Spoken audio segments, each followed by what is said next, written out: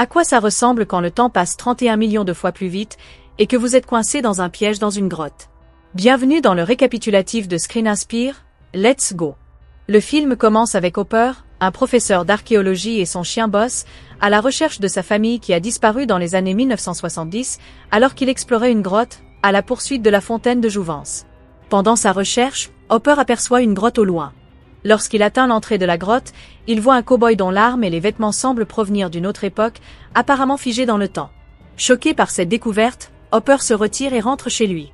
Il avait initialement prévu cette expédition avec son assistant pédagogique Taylor et Jackie, mais à son retour à la maison, Hopper les informe que les choses ont changé et décide de retourner seul à la grotte.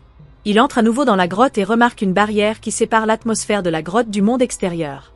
Il brise cette barrière, ce qui fait revivre la silhouette du cow-boy de sa visite précédente. 2 jours passent sans aucune nouvelle de Hopper, alors Taylor et Jackie décident de le rechercher.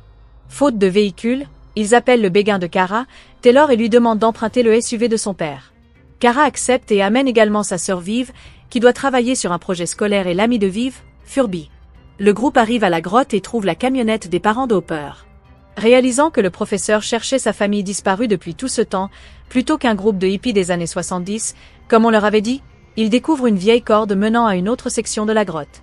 La corde semble avoir été coupée et est très ancienne, ce qui indique qu'il ne s'agit pas de Hopper. Ils explorent davantage et découvrent que la grotte est incroyablement profonde. Le groupe décide de descendre, en laissant Furby derrière lui pour surveiller, car il a trop peur de les rejoindre pendant la descente. Kara rencontre la même barrière invisible que Hopper, ce qui modifie l'air.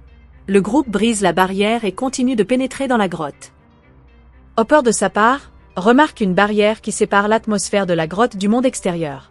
Il brise cette barrière, ce qui fait que la silhouette du cow-boy de sa précédente visite. Il faisait encore jour mais après seulement quelques minutes à l'intérieur, le monde extérieur a radicalement changé, sa voiture est maintenant couverte de plantes envahissantes et c'est la nuit. Il se rend compte que le temps à l'intérieur de la grotte passe beaucoup plus lentement qu'à l'extérieur, avec des minutes dans la grotte équivalentes à des décennies dans le monde extérieur. Repérant le SUV de Kara et le sac à dos de Jackie, Hopper rentre dans la grotte. Tandis que les enfants explorent plus loin, ils entendent des cris, incitant les filles à tenter de partir en commençant par Jackie. Cependant, la corde se brise soudainement, provoquant la fuite de Jackie, qui finit par tomber et se blesser elle-même. Taylor, qui essaie de la sauver, tire une autre corde, pour découvrir qu'elle a également été coupée. Le groupe soupçonne Furby de faire une farce en coupant les cordes. Ils ont essayé de contacter Furby par radio, mais n'ont reçu aucune réponse. Ils finissent par entendre des cris étouffés à l'aide à la radio, avec Furby prétendant que c'est lui. Sans autre choix, le groupe fait le choix de laisser Jackie blessée derrière. La famille de Hopper s'est initialement rendue à la grotte parce que sa sœur est tombée gravement malade, et ils espéraient que la grotte aurait des eaux magiques qui pourraient la guérir. Dans leur recherche de cette eau miraculeuse, la famille s'est aventurée dans la grotte pour disparaître sans laisser de traces. Alors que Furby enquête sur la grotte à la recherche de ses amis disparus présumés morts, son objectif est de trouver les clés de la voiture pour s'échapper. L'expérience de Furby à l'extérieur de la grotte a duré plusieurs jours, mais du point de vue de ceux qui sont encore à l'intérieur, seules quelques secondes se sont écoulées. Lorsque Furby entre enfin dans la grotte, sa corde est coupée de manière inattendue le faisant chuter. Il tombe et perd connaissance mais ne meurt pas immédiatement. Après environ 1 heure plus tard, Furby reprend conscience et tente de communiquer avec Taylor par radio. Au moment où il commence à parler, un homme des cavernes apparaît soudainement, l'attaque et finit par le tuer. Tout en examinant l'enregistrement de Furby, Viv remarque quelque chose de particulier. Le code temporel sur les images s'étend sur plusieurs jours, même s'ils ne sont dans la grotte que depuis 1 heure. Cette différence dans le passage du temps est déroutante, et le groupe commence à réaliser que le temps se déplace à des rythmes très différents à l'intérieur et à l'extérieur de la grotte avec Taylor et Jackie. Kara et Viv, tous 2 blessés, sont les seuls capables de chercher de l'aide, étant donné que Viv est le plus jeune et le moins expérimenté des 2. Kara décide de remonter, en utilisant le même chemin qu'ils ont prêté pour descendre plus tôt. Au milieu du chaos, elle remarque un objet géant en forme de triangle, se profilant dans le ciel qui la remplit de terreur et de confusion. Sans aucun moyen d'appeler à l'aide et réalisant le danger, elle se précipite dans la grotte. Cependant, en rentrant, Kara est accueillie avec suspicion et accusation de la part des autres. Il semble qu'elle n'ait pratiquement fait aucun effort pour trouver de l'aide, puisque seulement quelques secondes se sont écoulées à l'intérieur de la grotte, alors que Kara avait passé environ 30 minutes à l'extérieur. Cette disparité de perception du temps frustre et déroute le groupe, restreignant encore plus leur morale déjà fragile. Ils se rendent collectivement compte que le flux du temps à l'extérieur de la grotte est considérablement accéléré par rapport à l'intérieur, faisant chaque instant dans la grotte semble allongé et lent. Taylor spécule que cette dilatation du temps est la raison pour laquelle les cordes qu'ils utilisent pour grimper se détériorent si rapidement. La friction contre la falaise combinée au passage rapide du temps provoque l'usure et l'effilochage des cordes à un rythme accéléré, les conduisant à se casser de manière inattendue. Vive curieux du phénomène, réexamine les images de Furby. Elle note la progression rapide du chemin du soleil dans le ciel, avec la lumière du soleil et l'obscurité cyclique à un rythme anormalement rapide. Vive en déduit que les périodes de luminosité représentent l'été, tandis que les intervalles plus sombres signifient l'hiver, ce qui donne lieu à un cycle entier de saisons se déroulant en une seule seconde. Cette étonnante révélation implique qu'une année complète à l'extérieur correspond à seulement une seconde dans le cadre temporel déformé de la grotte. En étendant ce calcul plus loin, il détermine qu'environ 5400 ans se sont écoulés sur Terre depuis leur première entrée dans la grotte. Cette prise de conscience surgit sur le groupe comme une horrible épiphanie.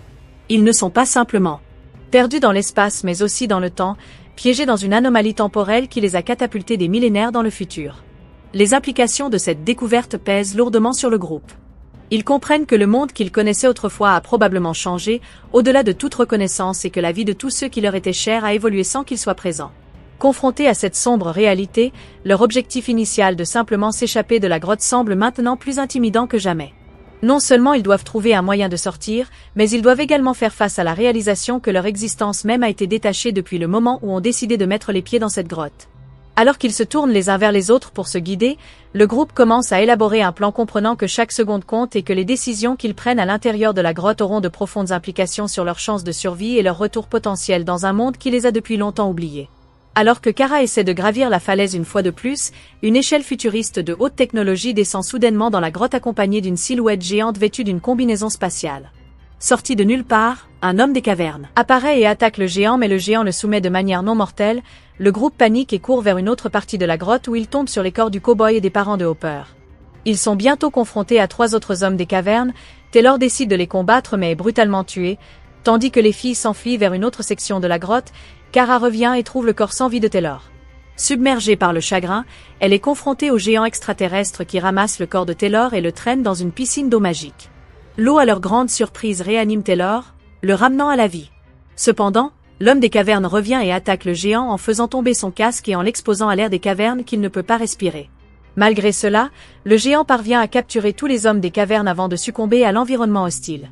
Avant de mourir, le géant montre au groupe plusieurs clips médiatiques expliquant que les humains ont commencé à migrer vers une autre planète pour préserver l'humanité, révélant les changements drastiques sur Terre depuis leur disparition.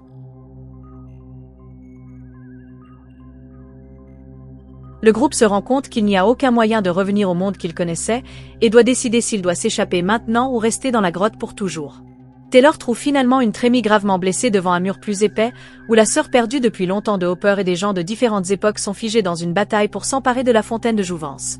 Hopper explique que l'ensemble du système de grotte a été conçu pour protéger la fontaine, chaque couche ayant une vitesse d'écoulement du temps différente. Plus la couche est profonde, plus le temps passe lentement par rapport à la précédente. En utilisant l'eau de la fontaine, le groupe soigne Jackie et même réanime Furby. Cependant, ils sont attaqués une fois de plus par les hommes des cavernes. Restant sans autre option, ils décident d'utiliser l'échelle high-tech apportée par le géant pour sortir de la grotte. En atteignant l'entrée de la grotte, ils découvrent qu'elle a été submergée dans l'eau. Kara essaie de briser la barrière mais elle est soudainement tirée par d'étranges créatures qui s'avèrent être des humains plus évolués. Quelques instants plus tard, Kara entièrement équipée revient à la grotte avec une corde high-tech pour sauver tout le monde, y compris Furby, Hopper et les parents de Hopper.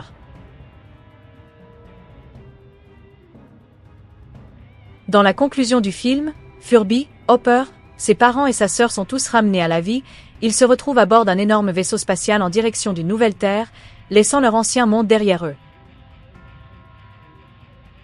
Merci d'avoir regardé, veuillez aimer, vous abonner et cliquer sur l'icône cloche pour recevoir des notifications lors de nos prochaines publications.